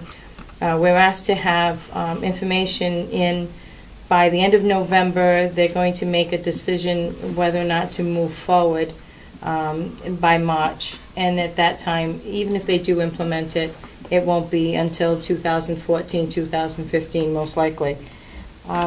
Yeah, my concern was, and I had expressed this to you, that if we pushed back any more than half an hour, it would definitely affect Wakefield. I think that we could push back our Paul school hours by half an hour, but anything more than that, you're going to put kids getting off the bus in the dark. Right. Plus, if we had to go any more than half an hour, we'd probably have to break our bus routes up into just elementary routes and just high school routes, because we have 3 high school buses that have to come back and do elementary runs. So that could be costly to us, anything more than half an hour. I think even Rochester, the school board member, one thing that they had stated was that possibility of flip-flopping the middle school and the high school. However, that may even have a greater impact on transportation and scheduling, because then again, now you have students starting at 9 or 9:30, pushing it too late. One other board member suggested that if they can't be awake for a 7:30 class, then maybe they should take advantage of the alternative pathways that they offer. Even though that is a possibility, the other school board member had stated that it may be a possibility, but that doesn't mean that all students, the only alternative is to go to alternative pathways. Maybe we should define alternative pathways. Alternative pathways is something that they put in place that allows students to take their classes in off hours. Right. So they have some faculty that actually start work later, and they offer regular classes after school hours for students who need to start late or want to start late, but that's only available for a small number of students. And for Wakefield, it wouldn't be feasible, because again, we would have the same situation with transportation, and we wouldn't be, it would have to be either all our students or none because of the transportation issue. The other thing is that they're going to try to get an evaluation tool in place, and that would be to monitor tardiness and to see where that's going to go as far as the time. The social studies teacher felt that, that first block, again, that's where they're having the most problems. There's been tremendous amount of study on starting at later times, and it's been successful. They have proven in other school districts, that by starting at a later time, that students seem to be better prepared. Even as little as 30 minutes has made a tremendous difference.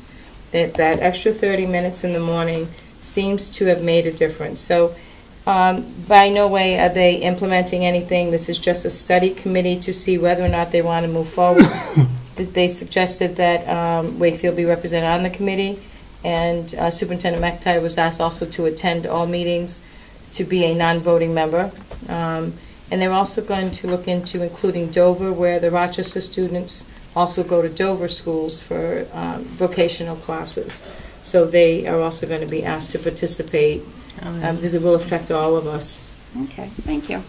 As a follow-up to that meeting, one of the concerns that was raised was that a lot of the research that was cited had the same author who's been working on this and has been an advocate for it for decades. Right. And there was concern that maybe that author might have some bias. So what I did was I made a formal request to our regional educational lab, which is a federally funded research arm of the Institute for Education Services. And what they are is they are a research institution that provides free literature reviews and literature summaries for public schools in this country. And they're not they're an underutilized resource. So I sent them a request and basically gave a very quick version that this is the question that's before us. There's been a concern that there are a few authors that have done most of the writing, and I'm asking whether or not there have been meta-analyses across multiple authors, across multiple studies, and what an unbiased summary of the research would have. And usually they take those and they get written summaries back. I haven't heard back from them yet, but I just sent it this week. One thing they recommended was a website. If any parents do want to just kind of do a little research on their own, is the interesting website here, he said has an abundance of information, is www.startschoollater.net. So you can look that up, and there's an abundance of information on the pros and cons. They're hoping to have all the information by the end of November, and our next meeting is November 5th at the Rochester SAU office. Thank you. Any comments by the public? Well, as you were discussing having making copies, I think the town hall charges $1 a page for copies over there. I don't know where they came up with that figure, but you guys were discussing before, they get $1. But did you say the town already hired a mechanic to fill that spot? No, they're going to. They are voted to hire a mechanic. Anybody else? Ed? Yeah. Whenever you come across a federal program or a grant that you're thinking of applying for, give me about 2 weeks and I can give you an opposing view on it. I can bring an expert here that can explain to you the ins and outs of that grant, what strings may be attached to get a second opinion, because a lot of times you can't find somebody to give you that opposite opinion. So just give me a heads up and I can provide you with somebody. That'd be great. Thank you. Okay, we're going to take a 5-minute recess. Do you want to go into non-public?